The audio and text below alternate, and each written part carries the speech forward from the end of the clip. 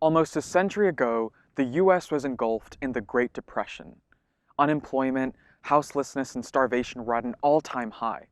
A human-caused environmental disaster set off catastrophic winds and apocalyptic clouds of dust that killed livestock, crops, and people. As Americans' way of life was being ripped out from underneath them, President Hoover refused to use the power of the federal government to care for the people. So in that time of uncertainty, pain, and catastrophe, mass movements exploded, with millions of workers striking and organizing their communities, demanding a new normal. This set off the era of the New Deal. Franklin Delano Roosevelt was elected as president, and millions of people pushed him to create an economy that invested in the needs of regular people. There was much work to be done and many unemployed hands to do it. So federal jobs programs like the Works Progress Administration employed millions to build housing, revamp infrastructure, plant trees, and even paint murals. With an economy designed to better fit the needs of working people, we slowly but surely began climbing out of crisis and improved our qualities of life while doing it. But suddenly, another crisis started to unfold. Fascism was brewing in Europe, and with it, the tensions that escalated into World War II. Our government knew that we had to confront the crisis ahead, despite how challenging or expensive it might have been. The consequences of inaction were just far too high. So, again, we mobilized our entire economy to fight a threat and celebrated with victory in the end. Now, almost 100 years later, we stand at the crossroads of crisis again. What went wrong? What did we learn?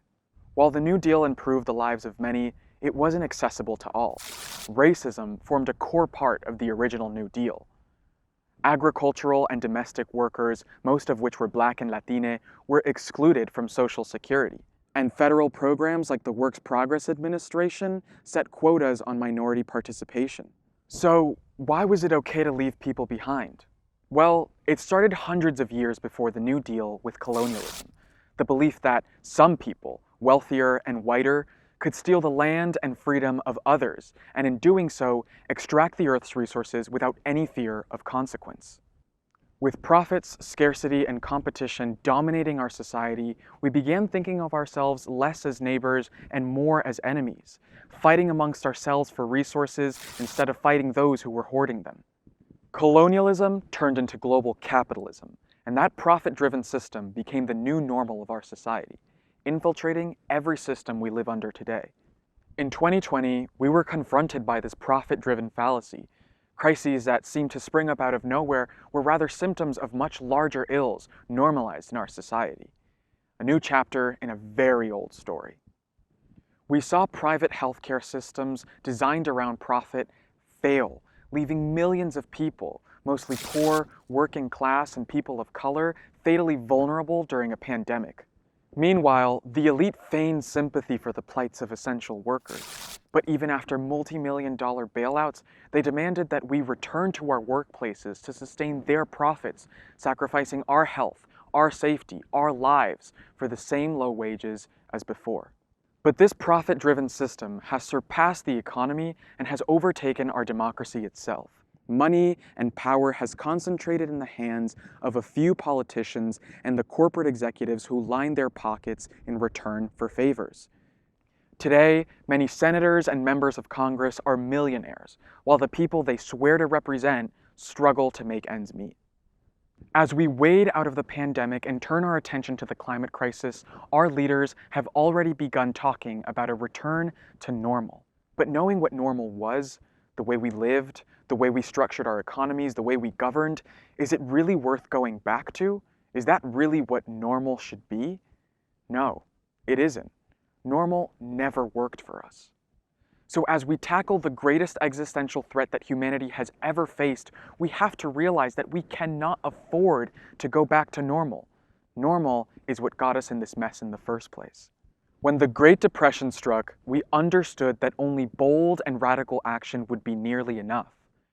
When fascism sprung up in Europe and a world war ensued, we understood that our democracy was too valuable not to defend. Now, the climate crisis, the world war of our time, is putting us to the test. The only way we'll solve this crisis is by radically transforming our systems over the course of the next decade and build a new society in which people are chosen above profits.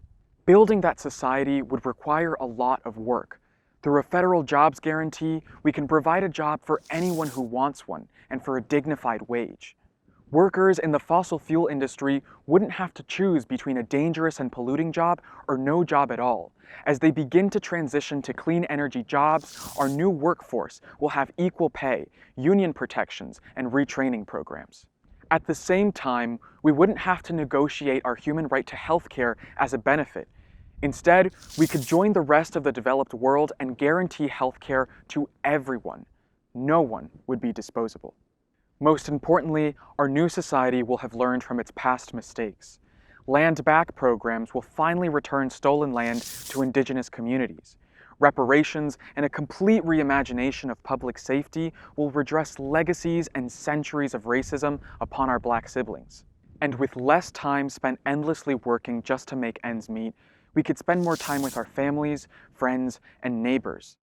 By returning to our sense of community, we could stop fearing and fighting each other so much. This will be the road ahead of us only when we realize that we are living in the crux moment of human history. With capitalism's definition of normal rushing us toward extinction, we have nothing to lose, but a whole new world to win. Together, with our movements and our voices, we can break free from the cycle of crisis that we've lived in for far too long. We can finally deliver the world that we've always dreamt of, the world that was always promised, the world that we truly deserve.